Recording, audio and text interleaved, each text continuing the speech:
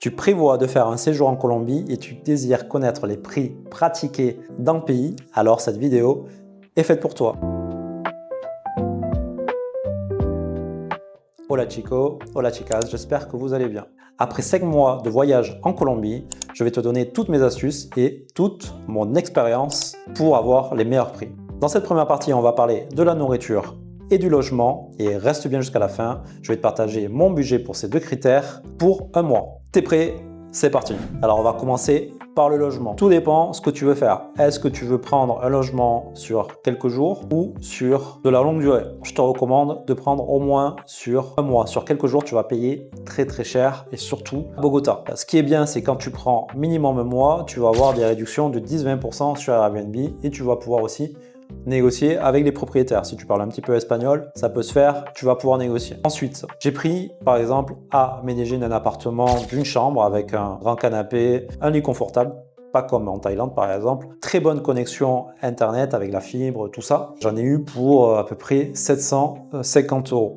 J'étais dans le quartier Laureles, qui est un des meilleurs quartiers de Medellín, avec le quartier par exemple Poblado. C'est à peu près les prix que tu payeras dans ces quartiers-là, sachant que l'isolation n'est pas terrible. Donc si tu veux travailler, c'est pas le top du top parce que tu as toujours de la circulation. Les fenêtres sont très mal isolées. Je te recommande de prendre un appartement dans un grand immeuble avec une sécurité en bas pour faire en sorte d'avoir le moins de bruit possible, mais c'est assez compliqué. L'isolation en Amérique du Sud, c'est très compliqué. Tu auras toujours un Diego qui va danser dehors ou qui va faire de la musique, ou des marchands de fruits et légumes qui vont gueuler à 7 h du matin. C'est assez compliqué, donc même pour 750 €, tu vas payer cher pour des appartements qui sont pas isolés. Voilà, c'est comme ça partout en Amérique du Sud, donc il va falloir vraiment que tu t'y habitues. Mais ce qui est bien, c'est que dans les quartiers de Laureles ou de Poblado, tu vas avoir la nature autour de toi, tu vas pouvoir entendre les oiseaux, tu vas pouvoir marcher, tu auras plein de nature. C'est avec le meilleur climat au monde. À Bogota, tu en auras pour à peu près 900 €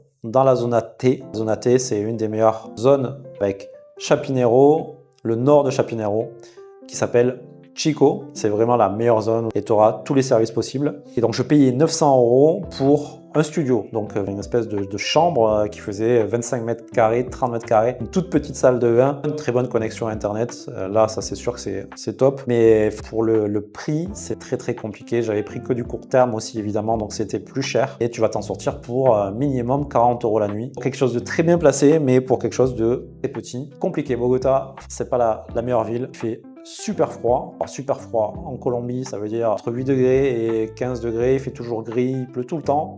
Alors j'exagère, j'aime pas du tout cette ville, mais bon, c'est que les gens sont pas très agréables, ça représente pas du tout la Colombie. Enfin, donc Cali et Pereira qui sont vachement plus accessibles. Par exemple à Cali, je payais à peu près 600-700 € pour un mois. Un des meilleurs quartiers qui s'appelle San Antonio, je t'invite à regarder ma vidéo sur les quartiers à Cali, où tu auras vraiment tous les restaurants autour de toi, vraiment super sympa, les restaurants internationaux et même les restaurants locaux avec les petites cantines, les corrientazo, mais ça on en parlera plus tard. Ce sera vraiment bien placé pour un appartement avec une chambre, un très bon internet, tout ce qu'il faut et même une climatisation parce que c'est important d'avoir une clim à Cali. À Pereira, pareil, je payais à peu près 600 € pour un mois. Tu es dans un bon quartier, tu as les bons restaurants autour de toi. J'avais payé 600 € pour 2 chambres avec un grand canapé, 2 grandes télé connectées. Pereira, c'est vraiment le top si tu veux rester un mois. Les prix du logement sont vraiment pas élevés. Deuxième critère, c'est la nourriture. Tout dépend encore une fois ce que tu veux.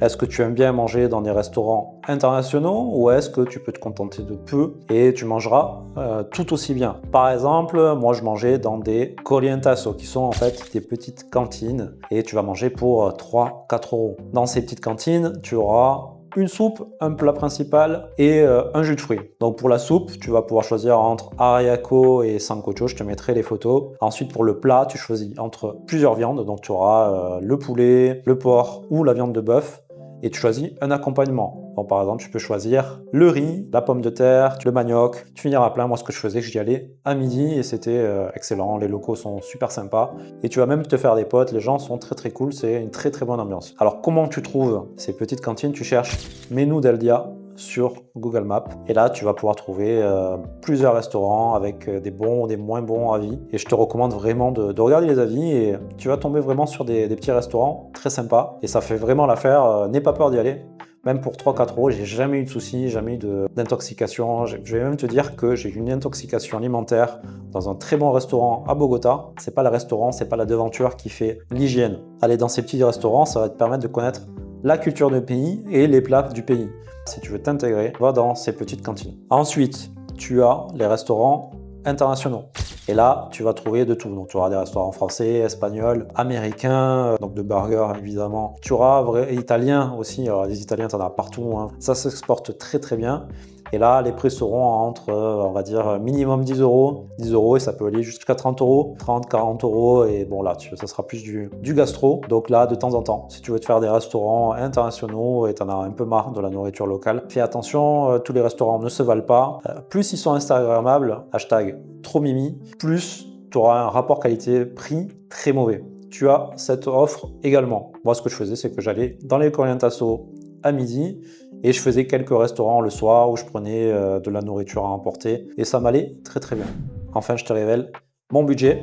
Donc pour le logement, ça dépend vraiment des villes, mais alors pour Medellín, j'étais à peu près aux alentours de 750 euros, 800 euros dans un bon quartier comme Laureles ou Poblado. À Bogota, c'était l'enfer. Bon, j'en avais pour 900 euros, 1000 euros.